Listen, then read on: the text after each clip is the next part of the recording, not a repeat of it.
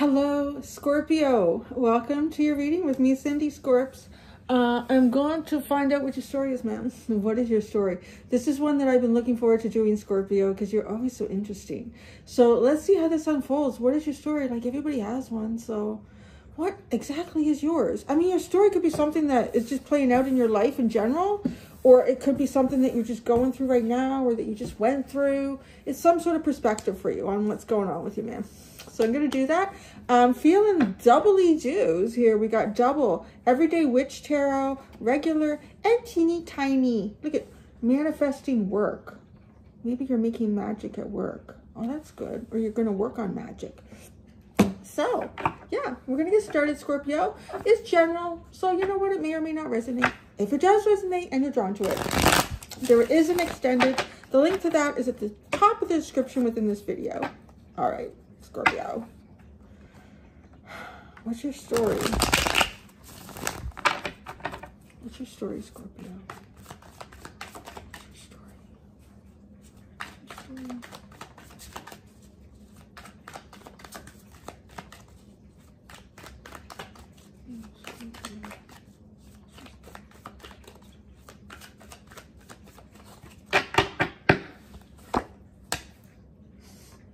Well, you're starting your story off with like your card in the tarot. The King of Cups is Scorpionic energy.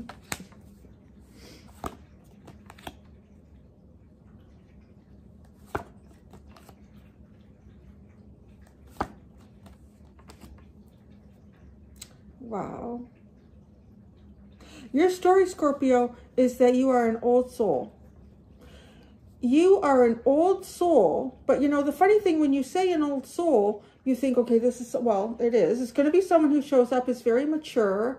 Now, some of you are laughing and saying, I don't know how mature I am, Cindy. But no. See, there's a difference between being immature and being irresponsible. I like to look at it this way. It's important to be both to be immature and responsible. Because if you're not responsible, your life can be really chaotic and unstable. Yeah, and it can often be a struggle. But if you're not immature, life is just too damn serious and it's not fun. I see that here actually with you. Yeah, okay, the underline, you just have the Strength card.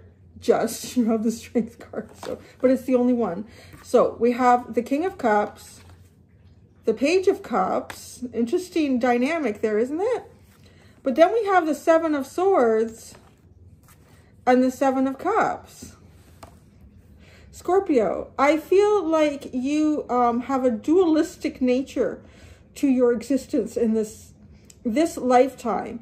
And in that, it really is the, it just feels so strongly to me about someone being an old soul. So you have a lot of experience, you have a lot of depth, you have a lot of understanding about emotions, the realms of emotions, a lot of insight into your own feelings, picking up on those around you, the deeper parts of people that not everyone can see. Like, I'm just describing that. It's very Scorpio, it's very King of Cups. So like, it's not like I'm not reaching.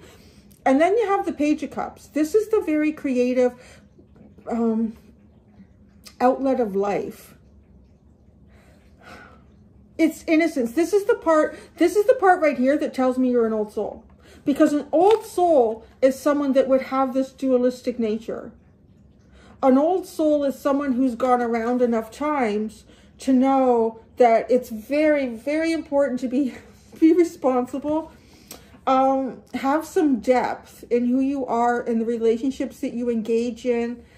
But you cannot get lost in that completely, because the soul itself is without age. So it's almost like an oxymoron.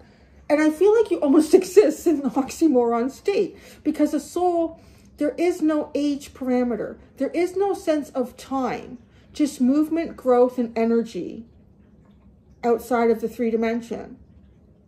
So you kind of hold on to this, whether you do consciously or subconsciously.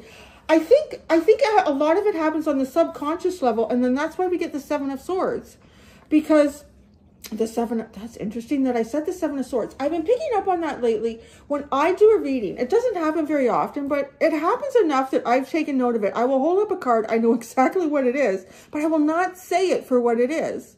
This is the Nine of Swords.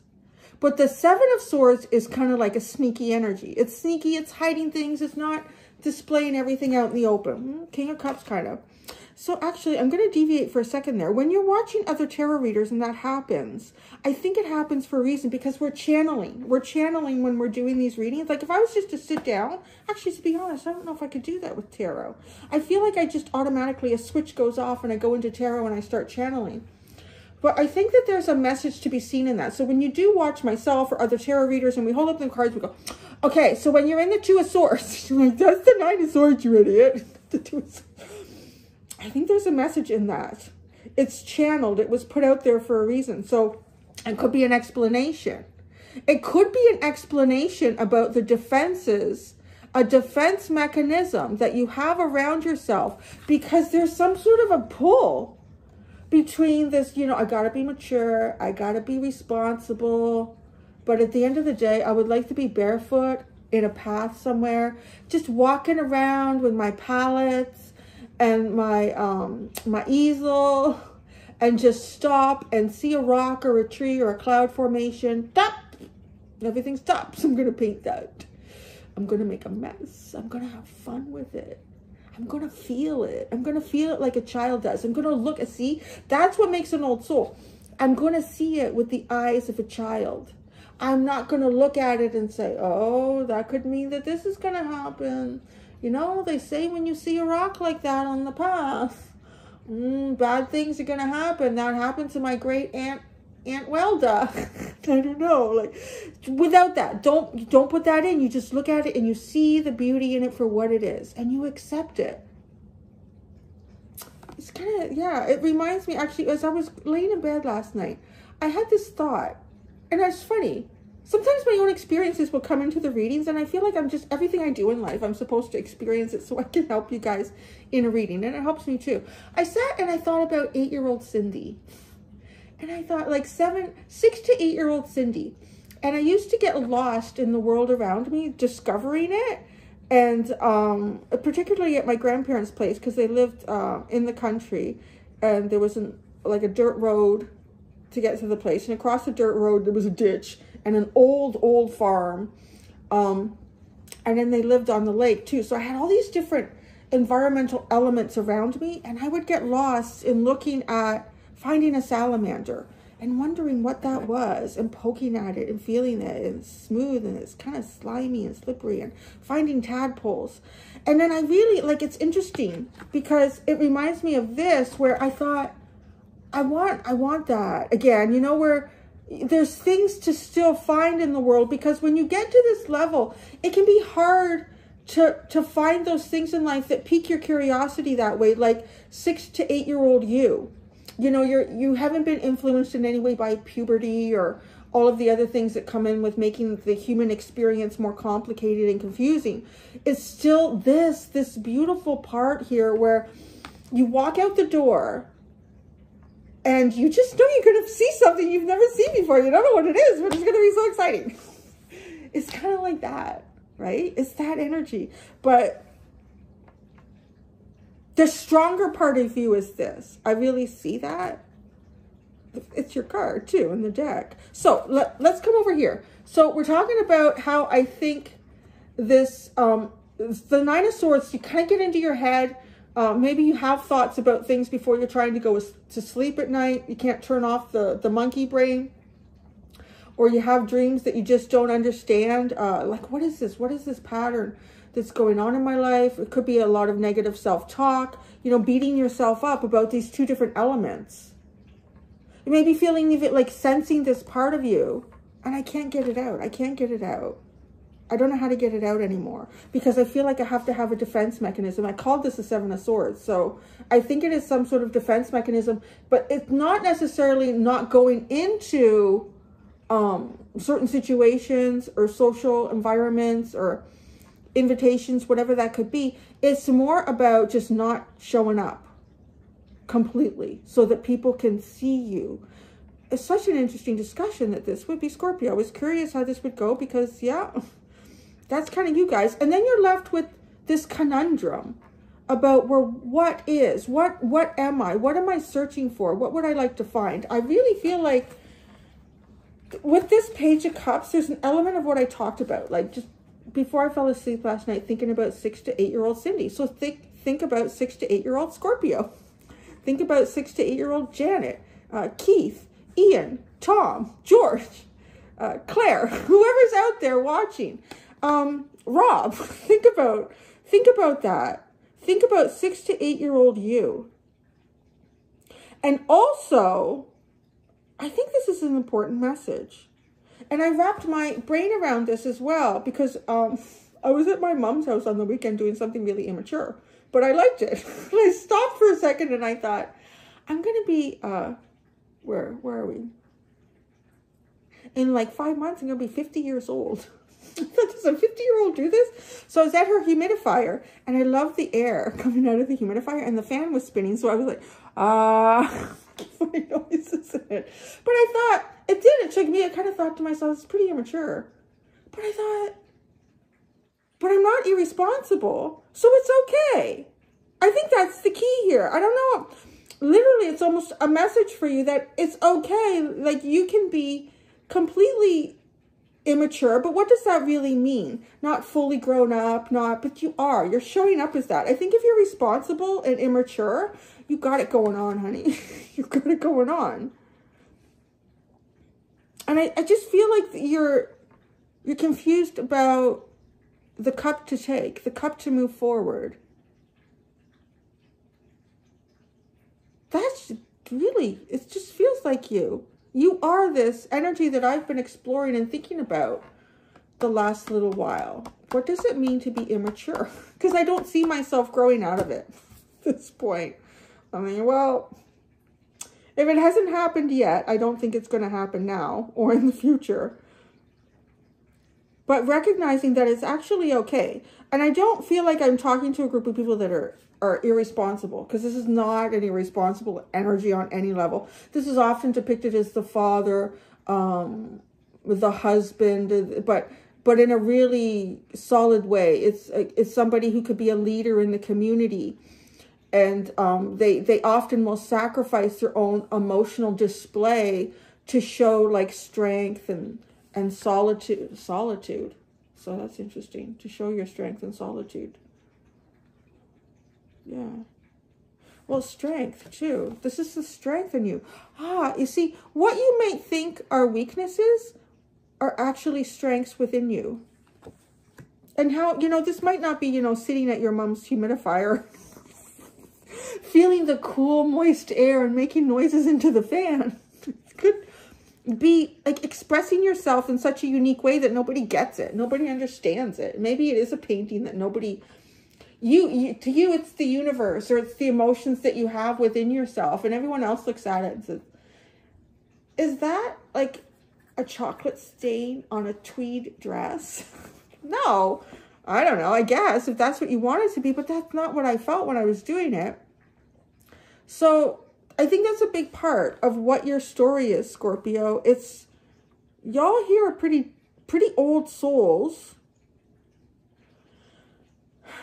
And it feels like you've probably done enough lessons in some lifetimes here where you are starting to recognize that, hey, there's a part of me that's a little bit immature. Maybe a whole lot immature. But allowing that to be okay. Allowing it to be okay. This is your strength. This is your strength. Because what is the point of everything if you can't have fun? What is the point in everything if you can't continue to enjoy the little things that you've always liked? Yeah, always talking about like connecting with that inner child. What does 6 to 8-year-old Scorpio want in life? 8 of Pentacles and the 9 of Swords. What a split.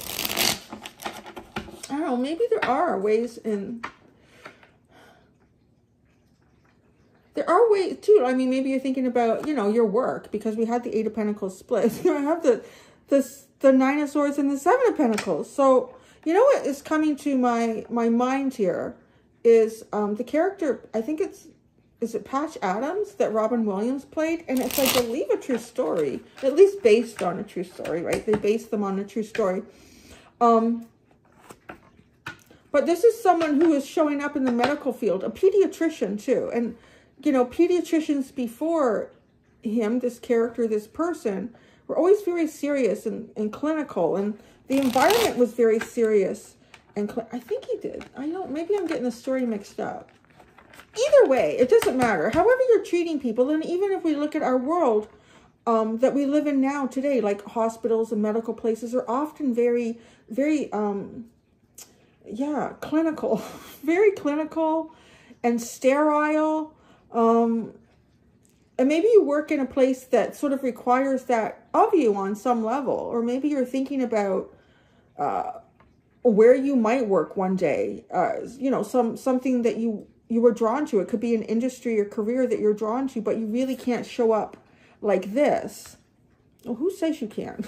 Patch Adams did it and kind of changed people's lives in a really beautiful way. And even reinventing yourself is not something that I think that your soul ever wants you to stop doing, reinventing yourself. So I think you have to give yourself permission for that as well. So the King of Cups. The Knight of Pentacles. Yep, there's the practical part of you.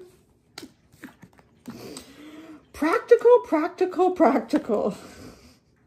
Having a plan. See? You're totally responsible. Totally responsible. But now look at the Page of Cups. The Page of Cups. The Page of Cups. Oh, you're dreamy and fun. Oh, wow, honey. This is the best part of you.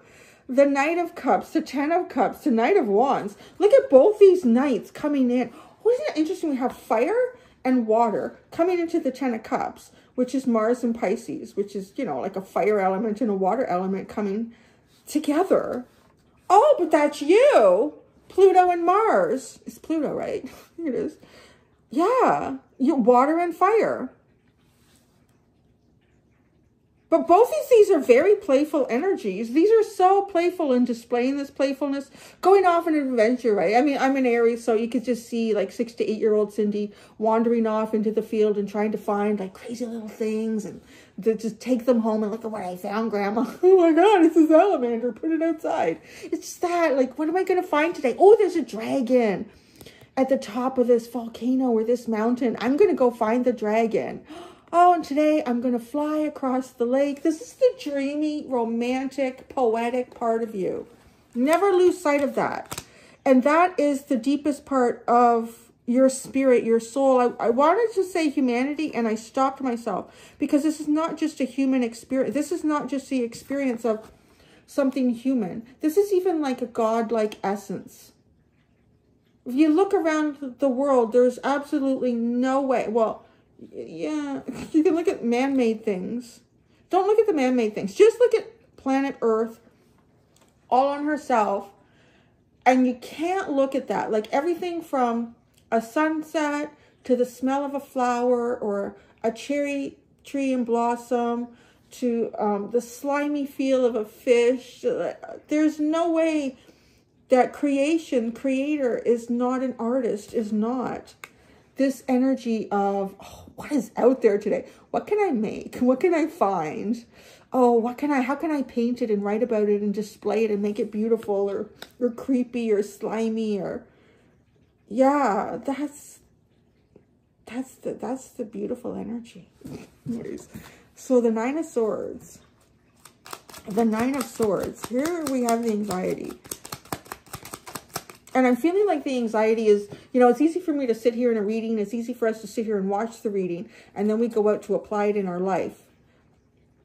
A Three of Cups and the Six of Pentacles. So this is the playful, this Three of Cups almost feels a little bit like blending your King of Cups and your Page of Cups. It's kind of taking a part of you out of both of them, but you're still showing up with a lot of practical energy. A part that you can give of yourself. You know, this I often feel like friends, out with friends. Out with friends. There's also an expression of humanitarian giving here with the Six of Pentacles. And that might be a way for you to utilize your King of Cups that doesn't feel so weighted down with responsibility. It's kind of funny how that comes through. Because it's something that you want to do. A way that you want to give of yourself.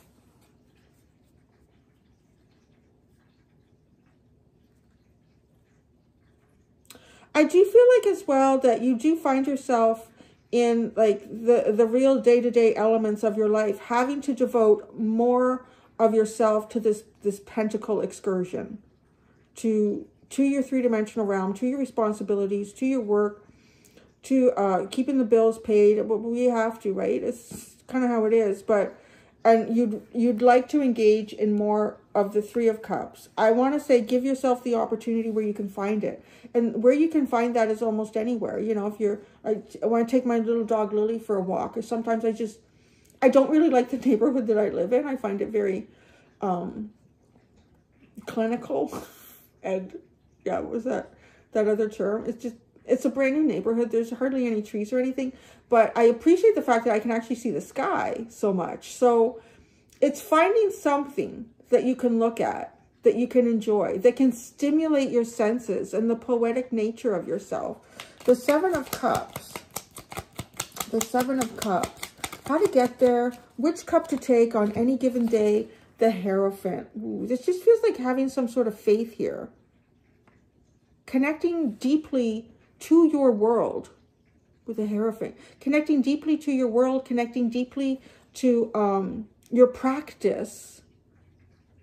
And some of you are going to develop the immature part of you in different ways. Some of you might actually want to take, like, actually there's kids here, right? So some of you may want to share that with people who are younger than you, or who are more inexperienced in life than you. This is also a way for you to maintain a sense of youthfulness. Oh, look at that. The Ten of Pentacles, the Queen of Swords, and the Two of Wands at the bottom. Oh, that's curious.